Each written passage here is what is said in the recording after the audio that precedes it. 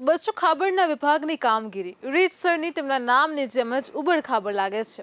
પંચાયતી રાજ્યમંત્રી બચ્ચુ ખાબડના વિભાગમાં બધું જ ઉબડખાબડ છે। તેનો પુરાવો બીજો કોઈ નહીં, કેગના રિપોર્ટમાં અને તેના પછી ગુજરાત વિધાનસભાની જાહેર હિસાબ સમિતિ PACમાં પણ જોવા મળ્યો છે। તો ગુજરાત વિધાનસભાની જાહેર હિસાબ સમિતિએ તો તેના રિપોર્ટમાં રીતસર બચ્ચુ ખાબડનો ઉધડો જ લઈ નાખ્યો છે તેમ કહી શકાય। આ પબ્લિક એકાઉન્ટ સમિતિએ રાજ્ય સરકારમાં નીચલા સ્તરના અધિકારીઓમાં એકબીજાને છાવરવાની જે વૃત્તિ છે તેને લઈને જબરજસ્ત નારાજગી વ્યક્ત કરી છે।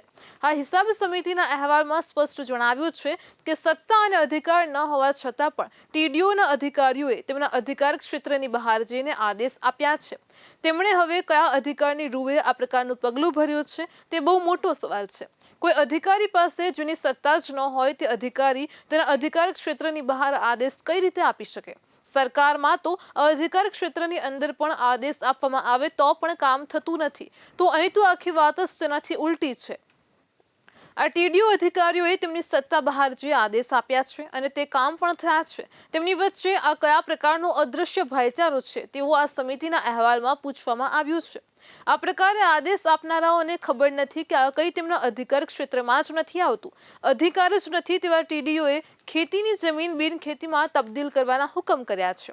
આશ્ચર્યની વાત એ છે કે પંચાયત વિભાગ દ્વારા છેલ્લા 8 વર્ષથી અધિકારીઓને બચાવવામાં આવી રહ્યા છે। પંચાયત વિભાગ જાણે અધિકારીઓ માટે બચાવ દૂત બનીને આવ્યું છે। તેમની સામેના દરેક પગલા સામે તે ઢાલ બનીને ઊભું રહી ગયું છે।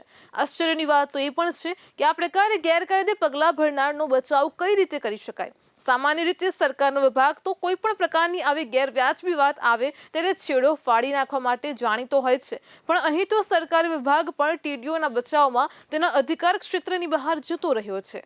આ રીતે અધિકારીઓ અને તંત્ર બંને અધિકાર ક્ષેત્રોને લાંઘવાની જાણે કોઈ નવી જ પરંપરા સર્જી દીધી છે। હવે આ બધું સંયોગ છે કે સેટિંગ છે તે સવાલ બધા પૂછી રહ્યા છે। હવે આટલો બધો સંયોગ જ હોય તેવી વાત તો કોઈ માનવા પણ તૈયાર થાય તેમ નથી। તેમાં પણ વિભાગ પાછો પંચાયતી રાજ રાજ્યમંત્રી બચ્ચુ ખાબડનો છે, તેથી હવે આ વાત વિપક્ષને તો જવા દો પરંતુ શાસક પક્ષના લોકોને પણ ગળે ઉતરે તેમ નથી। પબ્લિક એકાઉન્ટ કમિટીના વડા જીતુ વાઘાણીએ વિધાનસભામાં રજૂ કરેલા અહેવાલમાં જણાવ્યું હતું કે 31 માર્ચ 2017ના રોજ ભારતના કોમ્પ્ટ્રોલર એન્ડ ઓડિટર જનરલ એટલે કે કેગનો જે ઓડિટ અહેવાલ રજૂ થયો તેમાં જમીન મહેસૂલ સહિતની કલમ 65 અને 67 હેઠળ જેમને બિનખેતી અને એનેના અધિકારો ન હતા તેવી 7 તાલુકા પંચાયતના TDOએ જમીન પરિવર્તનના 28 કેસ મંજૂર કર્યાનું પકડી પાડ્યું હતું।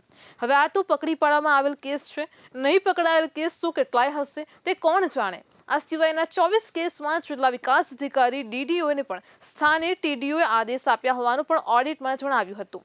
કેગે જ્યારે આ પ્રકારે અધિકાર ક્ષેત્રનો ભંગ, બેદરકારી, ક્ષતિ, ભૂલ, નિષ્કાળજીને લઈને પંચાયત વિભાગના અધિકારીઓને 90 દિવસમાં ખુલાસો આપવા જણાવ્યું હતું, તેના બદલે આજે 90 દિવસના બદલે 8 વર્ષ થયા છે, તેમ છતાં પણ આ મુદ્દે કોઈ જવાબ પંચાયતી રાજ વિભાગે આપ્યો નથી।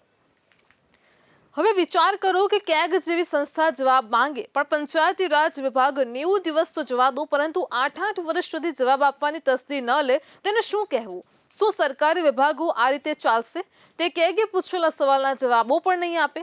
આ તો તુમારશાહીની રીતસર હદ થઈ કહેવાય। તેથી ભાજપમાં કેટલાક મજાકમાં કહે છે કે બચ્ચુ ખાબડે આખા પંચાયતી રાજ વિભાગને ઉબડખાબડ કરી નાખ્યો છે। પંચાયતી રાજ વિભાગની આ નિષ્કાળજીની પબ્લિક એકાઉન્ટ કમિટીએ પણ નોંધ લીધી છે। કેગે કચ્છ, મહેસાણા, વાંકાનેર, ટંકારા અને મોરબીની TDO સામે કાર્યવાહી કરવાનું કહ્યું હતું, પરંતુ પંચાયતી રાજ વિભાગ કેગની આ સૂચનાને ઘોડીને પી ગયું છે। આજે સપ્ટેમ્બર મહિનો પણ પૂરો થઈ ગયો હોવા છતાં કોઈ કાર્યવાહી થઈ નથી।